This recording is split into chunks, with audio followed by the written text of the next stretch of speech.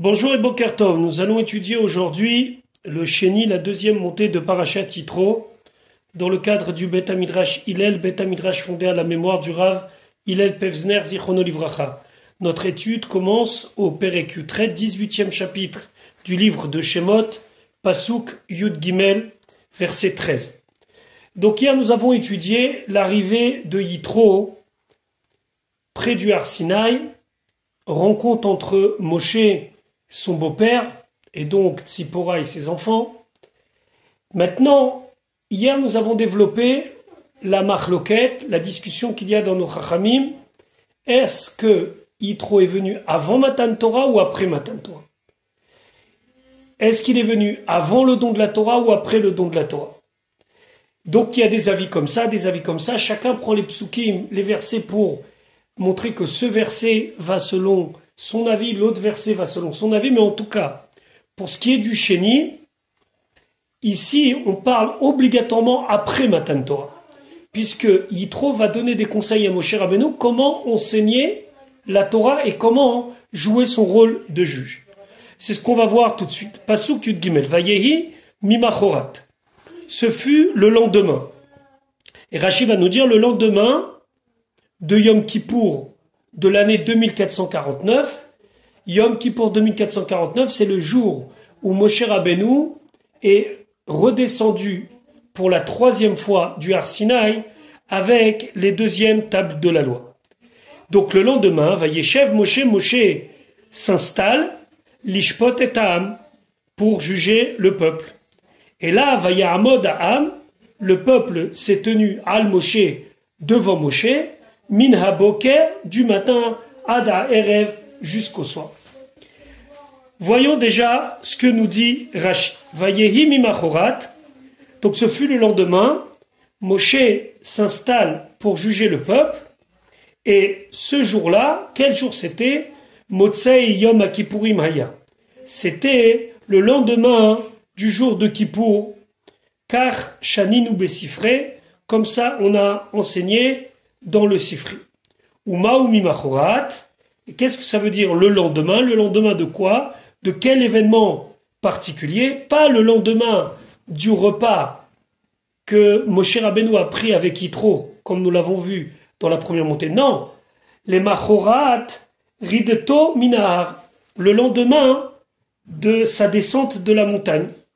Puisque le jour de Kippour, Moshe Rabbeinu est descendu avec les deuxièmes tables de la loi, et donc le lendemain, il a commencé à juger le peuple. Ve'al kochacha, et c'est obligatoire, ifshar lomar, on ne peut dire ela mimachorat yom HaKippurim. Uniquement que cet événement, le conseil que Yitro va donner à Moshe, a eu lieu que le lendemain de Yom HaKippurim. Pourquoi? Share kodem Matan Torah, parce qu'avant Matan Torah, alors qu'il n'avait pas véritablement toutes les chukim et toutes les lois et les enseignements de la Torah, même s'ils en avaient reçu un petit peu à Mara, Ifshar Lomar, on ne peut pas dire comme Moshe Rabbeinu va dire à Yitro dans quelques psukim, Veodati et Rouké, je vais faire connaître, je vais faire apprendre les lois de Dieu. Ou Mishenitna Torah ad Yom HaKippurim, et depuis le jour du don de la Torah jusqu'à Yom Kippour, Lo Yashav Moshe Lishpot et Ta'am, Moshe Rabbeinu n'a pas eu encore l'occasion d'enseigner et de juger, ça veut dire de répondre aux questions que les Bnei Israël se posaient. Pourquoi? Share, parce que Beyud Zain Betamuz, le 17 Tammuz Yarad, il est descendu pour la première fois du Har Sinaï avec les premières tables de la loi, Veshiber et Taluchot, et il a cassé les tables de la loi. Ou les Machar, et le lendemain, Allah, il est remonté dans la montagne, Be'ashkama très tôt le matin, Veshash Monimium, il est resté 80 jours. En deux fois, 40 jours et 40 jours. 40 jours pour avoir le pardon, et 40 jours pour recevoir les Luchot Shniot, les deuxièmes tables de la loi. Veyarad Be Yom HaKippurim, et donc il est descendu après Yom Kippour, ça veut dire le 10 Tishri de l'année 2449. Ve'en parashazu ketuva keseder, et cette paracha, ce paragraphe-là, n'est pas écrit dans l'ordre chronologique des événements. Shelo Nemar Vayim Machorat, parce que ce Vayim Machorat, ça, ce fut le lendemain, ça s'est passé Ad Shashnia, que la deuxième année de la sortie de Yetziat Mitzrayim. Maintenant, Rashi va essayer d'expliquer ce qu'il vient dire, même d'après le Man de Hamar, même d'après l'avis qui pense que Yitro, il est venu voir Moshe Rabbeinu avant Matan Torah. Malgré tout, même d'après cet avis, on est obligé de dire ça, cet événement-là, il s'est passé après Matan Torah. Pourquoi? Même les divrei à Omer, d'après celui qui dit Yitro Koden Matan Torah ba, que Yitro, il est venu avant Matan Torah. Shilucho el Arzo, son départ pour sa terre, Lo haya ila'ad shashnia. Ça n'est arrivé que à la deuxième année de la sortie d'Égypte. Charé, Nemar Kan, parce que c'est marqué ici, Vayeshalach Moshe et Rotno, que Moshe, il a laissé partir son beau-père, Umatsinu bemasa degalim, et on a trouvé, au moment où les fanions, le campement des Béni Israël s'est mis à partir dans le désert, Shamar le Moshe, il a dit à son beau-père, Nosim anachnu el hamakom, nous allons maintenant en direction de l'endroit que Dieu nous a promis, Anatazov otanu, ne nous abandonne pas. Et ça, cette phrase-là, il lui a dit à la deuxième année de la sortie d'Égypte. C'était exactement jusqu'à, c'est-à-dire que Yitro était avec les Béni Israël jusqu'au mois de Iyar, de l'année 2449, ça veut dire 11 mois après la sortie d'Égypte. Donc on sait avec assurance que 11 mois après la sortie d'Égypte, les Béné Israël s'apprêtent à continuer leur périple dans le désert. Là, à ce moment-là, Yitro veut retourner dans sa terre. Et là, Moshe Rabbeinu lui dit non, ne nous abandonne pas. Et ici, dans Parashat Yitro, on voit qu'il l'a laissé partir. Donc obligatoirement, si on va faire un recoupement entre les deux événements, c'est obligatoire que le départ de Yitro n'a lieu que la deuxième année de la sortie d'Égypte. Et si tu vas dire que ici, lorsque dans Parashat Yitro, Moshe Rabbeinu laisse partir son beau-père, c'était avant Matan Torah, ça voudrait dire que avant Matan Torah, il a laissé partir son beau-père est revenu, il a vécu avec eux encore quelques mois, puis il est reparti. Et ça, nous dit Rashi, Misheshalcho ve'alach, depuis le moment où il est parti, Echan matzinu shechazar, où est-ce qu'on a vu qu'il est revenu? Donc on est obligé de dire qu'il est venu une fois et qu'il est parti une fois. Partir, on sait quand est-ce qu'il est parti. On a une preuve claire de la Torah qu'il est parti dans le mois de Iyar de l'année 2449, alors que les Béni Israël s'apprêtaient à continuer leur périple dans le désert. Donc obligatoirement, ici aussi, dans le morceau concernant Parashat Yitro, on voit que quand il le renvoie, c'est obligé que c'est en 2449. Pourquoi? Parce que, encore une fois, Veim Tomar Sham Lonemar Yitro et la Chovav, peut-être que tu vas dire maintenant une autre chose. Ici, on parle du départ de quelqu'un qui s'appelle Yitro. Là-bas, lorsqu'on voit le texte, on parle du départ de quelqu'un qui s'appelle Chovav. Là-bas, c'est marqué Vayomer Moshe, les Chovav ben Reuel Amidiani, Choten Moshe, Nosim Anachnu. Donc ça veut dire que quoi? Que peut-être que Chovav, ce serait Beno Shel Yitro Aya. Ce serait le fils de Yitro, mais c'est pas possible. Ou Chovav ou Yitro. C'est Chovav et c'est Yitro. Pourquoi? Charekti, parce que c'est marqué Mipne Chovav Choten Moshe. Chovav, le beau-père de Moshe. Donc on peut pas dire qu'il y a deux personnages. Il y a Chovav qui serait éventuellement le nom du fils de Yitro, qui lui quitte les Bnei Israël à la deuxième année de la sortie d'Égypte. Et ici, dans notre paracha, où c'est marqué que c'est Yitro qui s'en va, c'est Yitro lui-même. C'est pas possible, parce que Chovav et Yitro, c'est le même personnage. Vayeshev Moshe donc s'est installé. Vaya Amod Ha'am, et le peuple se tenait debout du matin jusqu'au soir. Yoshev Kemelech, il était assis comme un roi, Vekulam Omdin, et tout le monde était debout. Veuksha Davar le Yitro. Et pour Yitro, c'était quelque chose de difficile à admettre. Shaya Mezazel Birchodam Shel Israël, parce que pour lui, c'était un zilzoul. C'était une manière qui n'était pas honorable par rapport à l'honneur dû au Bnei Israël. Veochicho Alkach. Et Yitro lui a fait la remarque.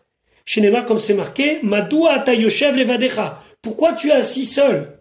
Vechulam nitzavim, et tout le monde se tient debout. Pour Yitro, c'était quelque chose qui n'était pas concevable. Mina Boker Adaïrev, du matin jusqu'au soir. Charles Marken, c'est possible de dire que du matin jusqu'au soir, Moshe Rabbeinu, il n'a pas arrêté. Et là, Kol Dayan Shedan Dinemet Le'amito. Les Chachamim nous disent que ici, la Torah a volontairement parlé du matin jusqu'au soir pour nous dire que tout Dayan qui fait un dinémet, a filou sha'a achat, même 1 heure, mal et alavakatouv, le passou qui considère qu'il ou osek batora kol hayom. C'est comme si il a étudié la Torah toute la journée, ou keilou, et c'est comme si naasa shutaf le Akadosh Baruch Hu, et c'est comme si il est devenu associé avec Akadosh Baruch Hu b'maaseh bereshit dans la création du monde. Quel est le rapport avec la création du monde? On a déjà vu quelque chose mis du matin jusqu'au soir, plutôt du soir jusqu'au matin. Dans la création du monde, ça a marqué Vayerev Vayiboker. Par le srout de Erev ou Boker, le monde y tient la même chose. Celui qui fait un dinémet, un dayan, un juge qui est un vrai juge de Torah, alors lui, lorsque il fait justice, c'est comme si il est choutaf, il est associé dans Maaseh Bereshit.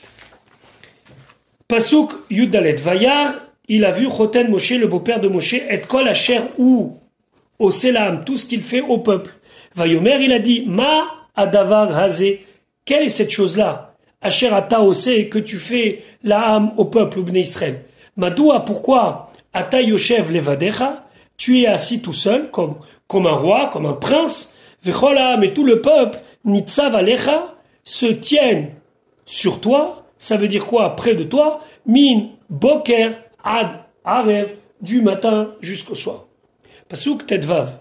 Vayomer Moshe lechotno, Moshe dit à son beau-père, qui yavo elai, lorsqu'il vient à moi, à Am le peuple, c'est pour plusieurs choses. La première, l'hydroche Elohim, pour chercher Dieu, ça veut dire chercher à comprendre la Torah de Dieu.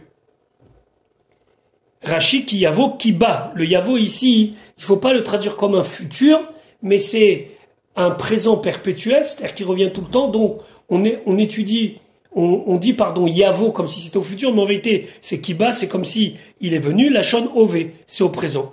L'hydroche Elohim, alors chercher Dieu qui est targumo, comme le Targum dit, limidba ulpan, réclamer, demander l'enseignement. Lishol Talmud Mipi Hagvura, demander l'enseignement de Akadosh Baruch. Pasuk Tetzaïn, qui yé lahem davar, lorsqu'ils auront une chose, une dispute, Baelai, ils viennent à moi, Veshafatti, et je vais juger, Ben Ish ou Ben Reu, entre un homme et son ami. Veodati, je vais leur faire savoir être rouké à Elohim, les lois de Dieu, Vetorotav et ses enseignements. Rashi, qui est la haine davar ba, mi chez Ayalo hadavar, celui qui avait la chose, qui avait le problème, ba elai, il venait à moi. À travers cette réponse, Moshe Rabbeinu justifie le fait qu'il est assis et qu'eux sont debout. Parce que dans un din, dans un jugement, les shoftim, les juges sont assis, et ceux qui viennent réclamer quelque chose, l'accusé, ou bien les accusateurs, sont debout. Donc c'est pour ça que moi je suis assis, eux ils sont debout. Pasuk Yudzaïn. Vayomer Choten Moshe, et il lui a dit, le beau-père de Moshe. Et là va lui à Moshe, Lotov Adava. Ce n'est pas bien, à mes yeux en tout cas, la chose, Asher ata osé, que tu fais. Rashi, Vayomer Choten Moshe, il a dit le beau-père de Moshe, Derer Kavod, c'est par honneur qu'Oré ou Akatouf, le pasuk l'appelle Chotno, Shel Melech, le beau-père du roi, pour montrer qu'il était quelqu'un de très important. Pasuk Yutret, Navol Tibol, fatigué, tu vas te fatiguer, Gamata, même toi, Gama Amazé, même ce peuple-là, Asher Imach, qui est avec toi, qui est chaved mimecha davar, car la chose est trop lourde, trop importante pour toi, lo tuchal, tu ne pourras pas, asohu levadecha, la faire tout seul. Navol Tibol, Ketargumo, comme le Targum le dit. Qu'est-ce qu'il dit le Targum? Le Targum il dit Milha Til'e, fatigué. Ou les Shono. Maintenant, si on veut vraiment comprendre le sens littéral du mot, la shon Kemisha. Kemisha, ça veut dire quelque chose de fané. Flash, tra, quelque chose comme ça en vieux français. Kemo, comme c'est marqué, Ve'ale Navel. C'est un pasouk de Yermia, où là-bas on annonce la destruction de Yerushalayim, que les feuilles des arbres seront complètement sèches. Kinvol ale migefen. Cette fois-ci, c'est un pasouk de Ishaïa qui annonce la punition qui sera donnée aux ennemis d'Israël à la fin des temps, et le ciel sera complètement obscurci, Kinvol ale migefen, comme une feuille de vigne se flétrit. Shehu kamouche, parce que c'est flétri, donc c'est asséché, aliédé chama, ou à cause du soleil, ve aliédé kerach, ou à cause du froid, ve kocho tache, et la force du végétal s'affaiblit, venil et il s'épuise. Gamatai, même toi, pourquoi même toi? Les rabots Aaron vechou veshivim zekeni. Parce que ici le vegam, c'est pour dire aussi toi.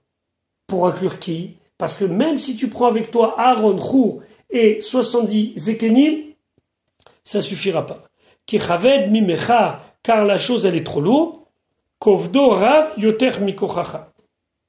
Sa charge, elle est trop lourde, plus que ta force. Maintenant, Yitro va donner un conseil concret à Moshe. Parce que souvent, il y a des gens qui critiquent, mais qui n'ont pas de solution. Là, Yitro, Baruch, Omer, VOC, c'est quelqu'un qui dit, mais aussi qui agit. Il va donner concrètement un conseil à Moshe Rabbeinu. Pasuk Yutet, Ata maintenant. Shema Bekoli, écoute ma voix. Écoute ce que je vais te dire et accepte-le. Ya'at Secha, je vais te donner un conseil. V'yi Eloki Imach, et que Dieu soit avec toi. J'espère que lorsque tu vas proposer à Kadosh Baruch Hu ce que je vais te dire maintenant, il va l'accepter. Heye Atalaam, toi, tu seras pour le peuple. Moul a Elokim, face à Dieu. Ça veut dire, tu vas être le représentant du peuple envers Akadosh Baruch Hu. Ve'eveta ata, et toi, tu amèneras et devarim, les paroles, el a Elokim vers Dieu. Ça veut dire que malgré que des fois ce sera des devarim, et le Ibn Ezra dire des devarim, c'est des diburim, c'est-à-dire des paroles dures, tu seras chargé de faire l'intermédiaire entre le peuple et Dieu et le peuple. I'atsecha vi Elokim imach, be'etza. Dans ce conseil, à Marlo, il lui a dit, Yitro, avant de mettre en place ce que je te dis, tse sor himalech bigvura, et va prendre conseil avec Dieu. Eye atalaam moula Elokim, toi tu seras pour le peuple face à Dieu, shaliach, un émissaire, ou melitz benotam, et un intermédiaire entre eux, la makom et Akadosh Baruch Hu. Feshuel mishpatim meito, tu lui demanderas les lois. Et adevarim, divrei ribotam, leur dispute. Et comme je vous l'ai dit, le Ibn Ezra va plus loin, il dit même si des fois, ce sera des choses qui ne seront pas agréables. Pasuk Raf. Maintenant, veizarta eten, et tu vas les prévenir. Ici, prévenir, c'est dans le sens enseigner. Et achukim, les lois, vet torot, et les enseignements, veodata laem, et tu leur feras savoir, et derech, le chemin, yelechuba, qui doivent suivre, vet amaase, et l'action, asher ya'asun, qu'ils doivent faire. Alors ici, il y a plusieurs choses à dire. C'est quoi le derer? Le derer, dans la Gemara Baba Metzia, on dit le derer zog milut chasadim. C'est le chemin, suivre les midot d'Akadosh Baruch Hu. Comment Akadosh Baruch Hu se conduit? De la même manière qu'il est malbish harumim, de la même manière que Akadosh Baruch Hu, il donne des vêtements à ceux qui n'en ont pas, nous aussi on doit le faire, etc., etc. Ça veut dire aller dans le chemin de Dieu et lui ressembler dans les midot. Maintenant, Yelechuba, Yelechu Zobiku Cholim, La Gemara, elle dit, Ba Zokvura, ça veut dire qu'il faut faire en sorte d'aller voir les malades, et si, nous on a besoin d'enterrer les morts. Parce que ça, c'est chesed shelemet. C'est un chesed où on n'attend pas toujours quelque chose en retour. Ve'et ha'maaseh, c'est quoi le maaseh? Maaseh ze'adin, la Gemara dit. Parce que maaseh, c'est tout ce qui est correct selon la justice. Asher yasun, faire en sorte qu'ils font aussi l'ifnim mishurat hadin. Plus que ce que la loi demande. Par exemple, si quelqu'un il a perdu à la synagogue un billet de 20 euros et qu'il n'y a aucun signe qui puisse dire que c'est à lui, et il n'y a aucune obligation de lui rendre. Par contre, l'ifnim mishurat hadin, il y a une mitzvah de faire mieux que le din et de demander est-ce qu'il n'y a pas quelqu'un qui a perdu de l'argent, et si oui, qui me dit c'est un billet ou une pièce, de combien, et de lui rendre éventuellement. Mais c'est l'ifnim mishurat hadin. C'est plus que ce que le din oblige, puisque quelque chose qui n'a pas de signe distinctif, on peut le prendre. Pasuk Rafalef. Maintenant, ça, c'était pour Moshe. Maintenant, comment le peuple va être jugé? Ve'ata, et toi, techezé, tu vas voir. Ici, ça veut dire, Beruach HaKodesh, tu vas choisir, Mikol Ha'am, parmi tout le peuple, Anshe Chayil. D'abord, des gens Chayil. Chayil, ça veut dire des gens riches. On verra pourquoi c'est important. Ir et Elohim, des gens qui craignent Dieu, ça on le comprend aisément. Anshe Emet, des gens qui aiment la vérité. Sonevatsa, qui détestent que on leur donne de l'argent pour juger, ce qu'on appelle des pourboires. Vesamta alehem, et tu vas mettre sur eux, sur le peuple, Saré Alafim, donc des princes responsables de 1000 Béné Israël, donc en tout 600 Saré Alafim. Après d'autres juges qu'on va appeler Saréméot, c'est un juge pour 100 Ben Israël, ça veut dire que ce sont 6000 Saréméot. Saré Hamishim, c'est 1 pour 50, donc il y en avait 12 000 en tout. Saré Asarot, c'est 1 pour 10, ça veut dire 60 000 en tout. On passe sur la base des 600 000 hommes âgés de plus de 20 ans. Rashi ve'ata techezé, toi tu vas voir Beruach HaKodesh she'alecha, par l'Esprit Saint qui est dans toi. Anshe Chayil, des gens ashirim, riches, she'en tzrichim la'achanif ou la'akir panim, qui n'ont pas besoin d'être très obligeants et de flatter et de se montrer reconnaissants envers certaines personnes pour avoir de l'argent. Anshe Emet, c'est quoi Anshe Emet? Helu Baale Aftacha, ce sont des personnes qui accomplissent leurs promesses. Shehem Kedai, car ils sont dignes, Lismoch Adivrehem, qu'on s'appuie sur leurs paroles, sont des hommes de confiance. Shalié Dechen, que par cela, Yehu Divrehem Nishmaim, leurs paroles seront écoutées, parce qu'on sait que chez eux, un mot, c'est un mot. Sonebatsa, ils détestent donc les pourboires, le profit, etc. Chez Sonim et Mamonam, ils détestent leur argent. Badin, que leur argent soit l'objet de jugement. Kaïde Amrinan, comme on dit, Kol Dayana, tout juge, des makpik mamona miné, dont on fait sortir de l'argent de lui, Bedina lav Dayanahu.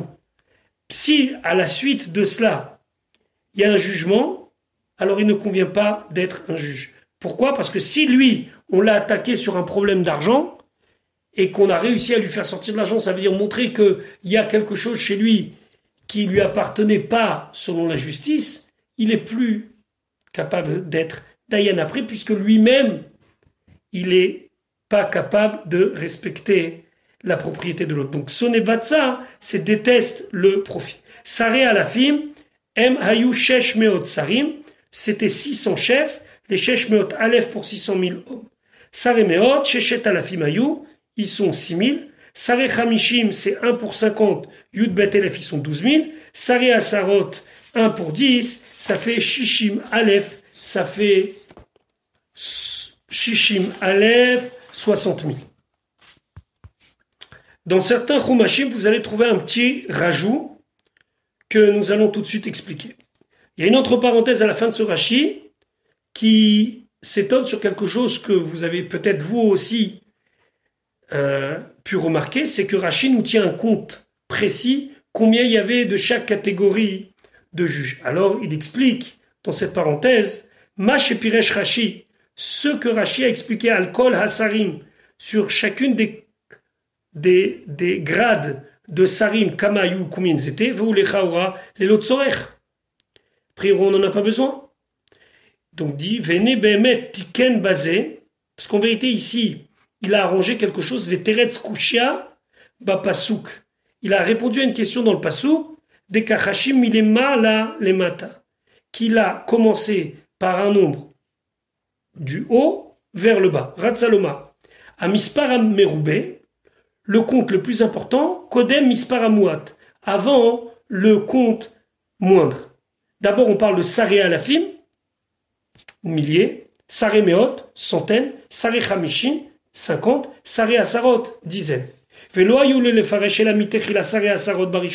Normalement, d'abord nommer un juge sur 10. Mais après monter petit à petit.